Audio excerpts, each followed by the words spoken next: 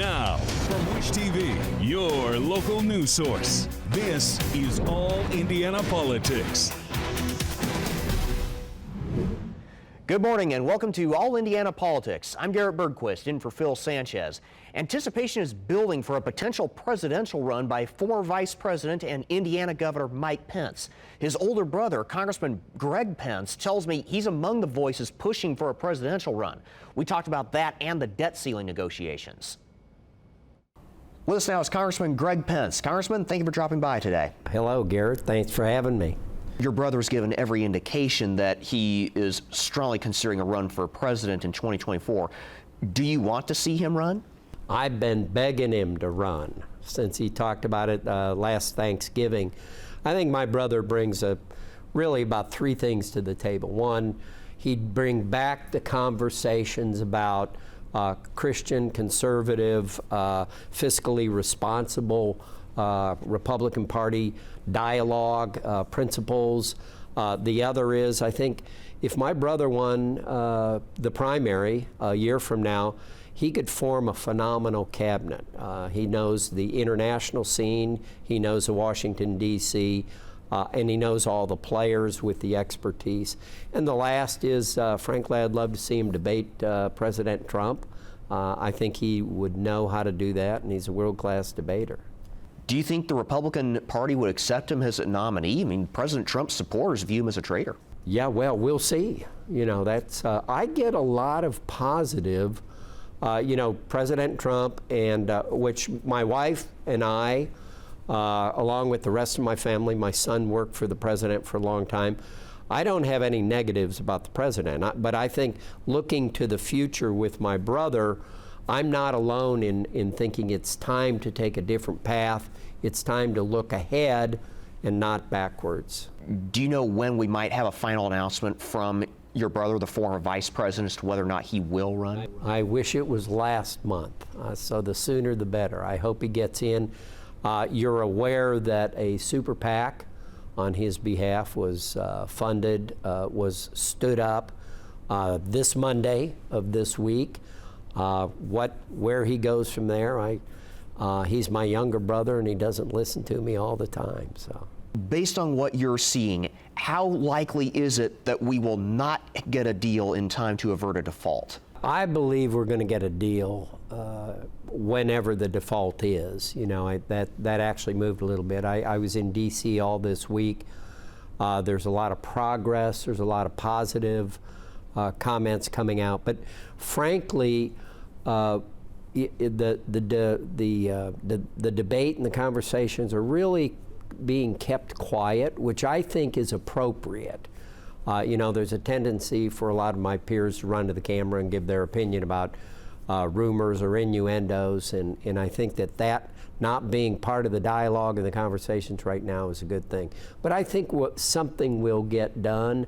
You hear a little bit here and a little bit there, but we'll see. Next week, I really feel that by the end of the week, we're going to have something maybe to vote on. I'd like to remind the viewers that, it was about December 22nd when the House passed a $1.7 trillion omnibus budget for this year, and then 3 weeks later, Yellen said, hey, we're out of money.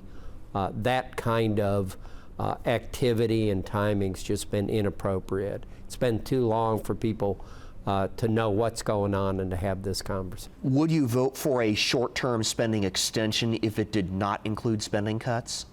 Well, I voted for a bill already, having been a member of the Republican Party in the House of Representatives. I've already done my job in that respect. Your question is if something comes back and changes the bill that I voted on, would I have an interest in that? I'm just going to have to see what it is, Garrett. Is it worth the risk of the economic and political damage to say no deal without spending cuts? Well, we have to do spending cuts. How this is our opportunity for those of us that are fiscally conservative to push this forward. You know, we just can't. Adding $10 trillion in the last 3 or 4 years is just unsustainable, as we know. you know, it's Medicare, Medicaid, Social Security are going to be at risk if we don't do something about cutting spending. One of the numbers that has come out, I'm not sure it's completely accurate, but generally speaking, it's correct, is in the last 3 years, the federal government has grown by 40%.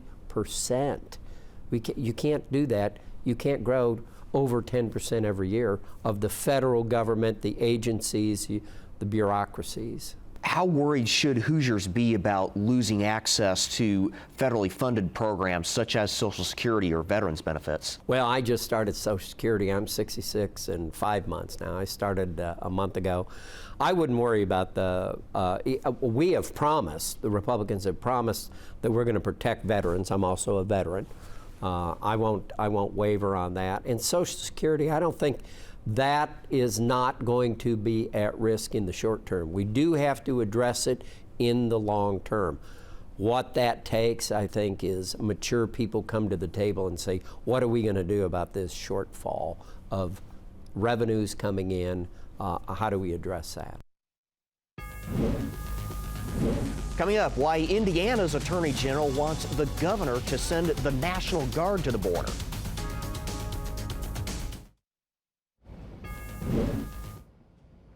Welcome back. Texas Governor Greg Abbott has written the nation's governors asking them to send all available law enforcement personnel to the border. The governors of Florida and Idaho already have done so. Attorney General Todd Rokita says Indiana should do the same. I caught up with Rokita shortly after the letter was published. With us now is Attorney General Todd Rokita. Mr. Attorney General, thanks for joining us today. You bet, Garrett. Texas Governor Greg Abbott has asked the state's governors to send law enforcement resources to the border. How much authority do governors, including our governor, Eric Holcomb, have to respond to a request in the absence of any federal declarations? Well, I think he's got all the authority he needs as commander-in-chief, certainly, of the Indiana Guard. So I don't think it's a matter of authority. I think it's a matter of willingness. Let me tell you this, not speaking for the governor, speaking for 7 million Hoosiers who I represent as Attorney General. I've been to the border 3 times on our behalf. I have 3 lawsuits going against the Biden administration at this very minute, trying to get the money back for the extra expenses we have in educating these kids when they come across illegally, the fentanyl that's coming across and increasing deaths and other costs in our community, and not to mention just the increase in crime. So we're suing on all those fronts to try to get some of our money back. We should be spending, and I've said this publicly before, we should be spending some money by sending the Guard, our Guard, down to the Texas border, not to do paperwork, not to transfer anybody, but to stand shoulder to shoulder with the Texas Rangers like I did, and other Texas law enforcement like I did 3 times going down there, because we need to stop this illegal immigration from happening. Why Indiana? Why these other states? Because when there's no border, when there's no border policy, when there's lawlessness at the border, every state's a border state. Should Governor Eric Holcomb send troops and/or state police down to the Texas border? Yes. What specifically should he send? Well, I mean, I'm not the governor to say what specifically he should send, but as the commander-in-chief, yes, that is an option. Yes, it should be done, because when you're not enforcing the border, when the federal government's not doing their job, the answer is not to not have the job done. The answer is to solve the problem, because I am telling you, I am in court 3 different ways, 3 different lawsuits, trying to recoup money and get injunctive relief for this state because of the extra costs we have directly related to illegal border incursions. So we should send our resources down to stand shoulder to shoulder with the Texas Rangers, other Texas law enforcement, to keep illegal aliens from crossing our border. And you could call them asylum seekers, you can call them migrants, you can call them whatever you want. You'd be wrong, because they're crossing the border illegally, so they are illegal aliens. You mentioned the fentanyl epidemic earlier. In 2018, only about 16% of the drug smuggling convictions involved people who were in the country illegally. About 3/4 of those convictions were U.S. citizens. Given those numbers, why focus so much on people who are here unlawfully? Why not instead focus your resources on our neighbors who are bringing all this stuff in? Certainly there's a demand, and there's for a long time been unfortunately, a drug demand as part of our culture in America. That is no excuse for Mexican cartels, for the Chinese, and for others to exploit the situation by forcing drugs through our border. Plus, it's dangerous. You know, we've talked about fentanyl, we talked about increased crime. What about the human trafficking? What about the human mules that are being used? Human beings being packed with these drugs and being sent literally like animals across the border carrying the weight of these drugs. You know, so there's a huge human trafficking element to this too, a human slavery element, which human trafficking is. It's modern day slavery, whether it's humans being used for sex, humans being used as pack mules, or anything else. So that's the reason to stop it. This idea that it's Americans' fault first is an excuse, and it's wrong. It's no excuse for keeping the border open. It's a reason to close the border. One other thing I wanted to address, the state's own data show that bias crimes against people of Hispanic or Latino descent are up roughly 7-fold compared to less than a decade ago. That was before Donald Trump ran for president and brought immigration to the forefront. Do you believe the rhetoric surrounding immigration, including right now, including possibly some of your own, played a role in that? Absolutely not. I think it's a ridiculous thing to think, because everyone should be for the rule of law. I don't care what color your skin is or not. And the fact of the matter is, Donald Trump was right to bring immigration up because it was a broken system before. And the only policy in terms of immigration that has worked over the last several years is Trump's Remain in Mexico policy. And that policy said, look, if you try to cross our border, we're going to get you, because we're going to fully staff our Border Patrol, and we're going to have them execute on what the law is. We're not going to have them stand down as this excuse for a president is doing. And what President Trump says, well, you can ask for asylum, that's part of our law, but while you're waiting for that court date, 1, 2, 3, 4, 5 years from now, you're going to wait in Mexico. You're not going to get released into the interior of this country to create havoc or anything else you're doing. You're going to remain in Mexico. And what that did, when the world understood that, they stopped coming, because it stopped the incentive to come across our border illegally. And if they did come, they came legally. And that's the brilliance of President Trump's policy. Coming up, Indiana's best political team tackles the debt ceiling, the border crisis, and more.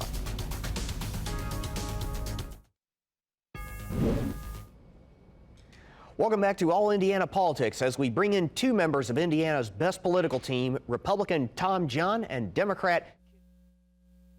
With the surge in border crossings following the end of Title 42, Kip, did the Biden administration move too late to deal with the surge?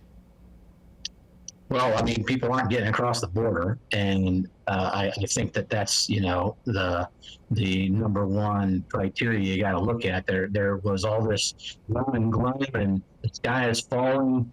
All these folks are getting across the border, and the fact of the matter is that hasn't happened. There's obviously a humanitarian crisis at the border. America still is the land of opportunity for a lot of people. A lot of folks want to live here. That's a good thing. That's something that we want to encourage, but we first want to encourage it to be legal. We don't want, illegal fentanyl, getting across the border for sure. But we've had, 30 years of failure by both parties to have a sane immigration system. We've had several chances to pass it, and both parties have fallen down on the job. And I think, even the former president, Trump, spent 3 years to build a wall that he thought was going to solve it, and he couldn't get that done himself. So there's lots of blame to go on immigration. If both parties they've had compromises in front of them in years past and have not been able to come together, that's what needs to happen. We need the same policy. We need both parties to be rational about this. I'm afraid the unfortunate thing is people want to use it as a political cudgel and don't really want to solve the problem. Tom, we heard from Attorney General Todd Rokita in the last segment about sending in the National Guard. If Republican governors, including Holcomb, act on their own, how does this not lead to confusion over who's in charge at the border? Well, I mean, I think it does lead to confusion. And I think Kip's right. This is a problem that's been festering for a while, and both parties own some of it. But clearly, Biden and his administration have failed in their leadership on this. He's had dozens of executive orders regarding the border and immigration, all of which were guided to really de-restrict the borders and to create a lot of the conditions that are creating this crisis. And frankly, the most telling thing is when Mayor Adams from New York City is criticizing his own president over this. There's been a huge failure by President Biden in this issue. And now you're left where people are trying to do their best to respond to it because of lack of leadership at the top. So I think if Texas wants the help, they need the help. And if the states are willing to help each other because the federal government's been unable to step up, I think that's something worth exploring. But the point Kip made is right. We got to come together and have an honest discussion about what immigration means and what it's meant to the history of this country and what it means to the future of the country. And you don't see that in Washington, D.C. right now, and you don't see the person who should be leading the conversation having it. Let's stay with national politics. As we heard earlier in the show, Congressman Greg Pence says he thinks we will see a debt ceiling deal, but a top House budget negotiator says the talks are at a standstill. Tom, will House Republicans in particular agree to a deal that does not include deep spending cuts? Well, I think they're going to get the absolute maximum spending cuts that they can. And I think there are a lot of spending cuts to be had when you look at the spending spree that's gone on in the last 3 years. And you look at the inflation that's been triggered by that. So they're right to step up and really dig in and take a stand. That being said, both sides need to be conscious of the fact that the credit rating of the United States, the full faith and credit of the U.S. are essential to our strength in the world, and we need to protect that at all costs, whatever that is. And we can't just bluster and just stand up and not get a deal done. So I hope they get the best deal done they can to rein in spending, but they need to be conscious of the consequences of not getting a deal done. Kip, I'll let you respond, but I also want to ask you, given our $31 trillion debt, and let me flip that question around, would Democrats be willing to cut some spending in exchange for some debt ceiling increase? Let me respond first to Tom by saying the only time we have a debt ceiling crisis is when there's a Democratic president and a Republican have some part of Congress. The entire time Donald Trump was president, we had debt ceiling that we were close to exceeding, and Democrats worked together to pass it. It is a manufactured crisis that Republicans continue to use when there's a Democrat in the White House to try to force their agenda upon a democratically elected president who doesn't want to do what they want to do. The place to have discussions about spending is during the budget process, not during the debt ceiling crisis or the manufactured debt ceiling crisis. Should there be cuts? I mean, it's open for debate, but we've already spent this money. This is paying your bills. This is not about when your budget's right. And I would add, with respect to your question, it was the Republicans under Donald Trump who exploded the deficit with tax cuts. And if they don't want to put those on the table, then we really don't have anything to talk about with regard to that. I want to briefly turn to some elections that were in the news. Republicans lost mayor seats in Jacksonville, Florida, and in Colorado Springs, Colorado. Both are longtime GOP strongholds. Briefly, Kip and Tom, is this a warning to national Republicans? Well, I'll go first. I don't know if it is or not, but it is. The trend continues that the suburbs and the cities are going Democratic, and I think it's in large part a reaction to the Trump presidency and the toxic nature of the Republican Party. Reasonable folks are looking at Kip, that. I need to give Tom the last word here. We're almost out of time. Right. Well, I mean, I think it's a question of candidates and it's a question of particular races, and you can't draw broad conclusions from municipal races, which tend to be lower turnout affairs. So I think there's a lot to be written in the next 18 months before we have an election in 24. All right, we'll have to leave it there. Thank you for joining us. We'll be right back. Take All Indiana Politics on the go with you. Download our podcast now. Part of the All Indiana Podcast Network and allindianapodcastnetwork.com. Thank you for joining us for All Indiana Politics. Be sure to tune in next Sunday morning for our live coverage of the festivities leading up to the Indianapolis 500. We'll be back here on Sunday, June 4th at 9:30 in the morning.